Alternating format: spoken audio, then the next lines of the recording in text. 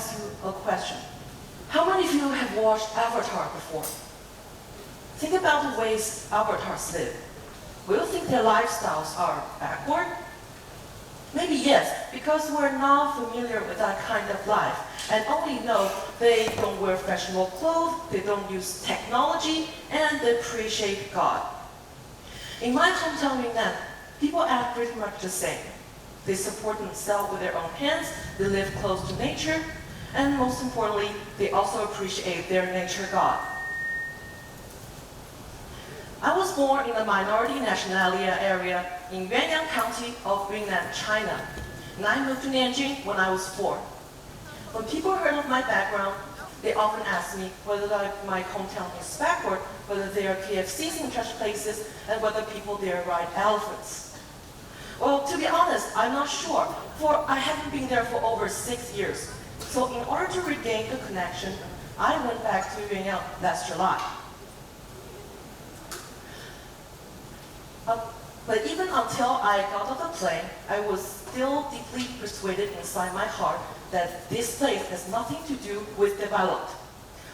Consider myself as a city dweller, I inevitably felt superior and developed a perceptual set that these backward Hani people have few new clothes, no trendy renovations, no concrete roads, and no Walmarts. We unconsciously define underdevelopment as a lack of modern amenities and infrastructure. So this leads to a sense of superior in the ones who live in more modern cities. But this narrow definition fails to account for the richness of cultural and historical wisdom that existed in the so-called backward Hani culture, as well as the resourcefulness and resilience in the people who live there. The day after arrival, we rained. So walking along the muddy streets and eager to find a shelter, we ran into a small local canteen. Although it didn't have a lot of food, the local Hani woman still treated us warmly and delivered us free meals. Her village was struck by the economic downturn caused by COVID-19. As people from big cities, we do not farm, we do not kill livestock, and we do not follow lunar calendars. Most importantly, we do not treat strangers without concern. So I wonder why Hani people are so hospitable. After researching about the historical and of their culture, I realized it is because of the geographical environment of Hani people's residence. Hani people live in the mountains, so their villages were surrounded by trees, flowers, and wild creatures. There were no transportation system to connect different villages, and each village became a small special social group. In the big Hani family, people know each other very well, and this sincere friendship maintained all social order in the neighborhoods. Such innocent and unconcealed personalities of the Hani villagers this also engendered a set for the visitors. So Hani people display a higher sense of togetherness and trust than the people from foreign cities. For example, pedestrians, much wealthier than Hani people, fail to give the hand to poor beggars in the street. So it's a rich region without human sentiment, more developed than a mixed community.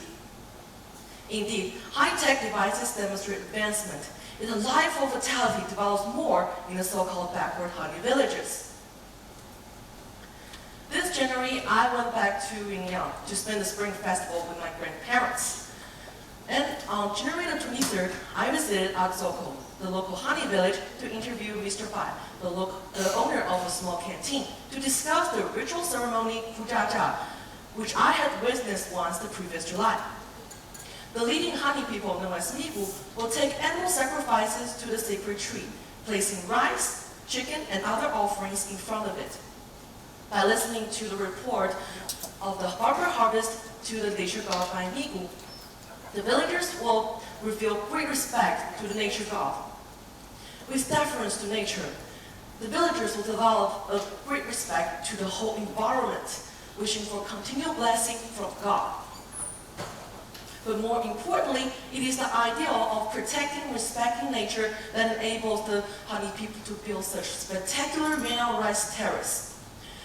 The mineral rice terrace has the well-known 4-element isomorphism structure, which has endured for centuries. water, terrace, village, and forest. The terrace is the gem of wisdom of the Hani ancestors, which enabled their descendants to prosper for the next 1,300 years. Therefore, it is the resilience of this system that keeps Hani people from being backward and advances them to coexist with multiple ecosystems. So far, we've discussed the wisdom of Hani people dealing with the outer population and nature. Their way of solving significant social problems is still demonstrating advancement through the relationship they maintain with the whole society. Hani people managed to solve the severe water distribution problem by a straightforward method and maintain the tranquility of the village for thousands of years. Hani people live in the mountains, so their primary water resource is the water that flows from a special kind of water halfway up the hill. Hani people managed to distribute such meager amount of water to the sizable rice terrace without causing conflict. They used the method called woodcut water division.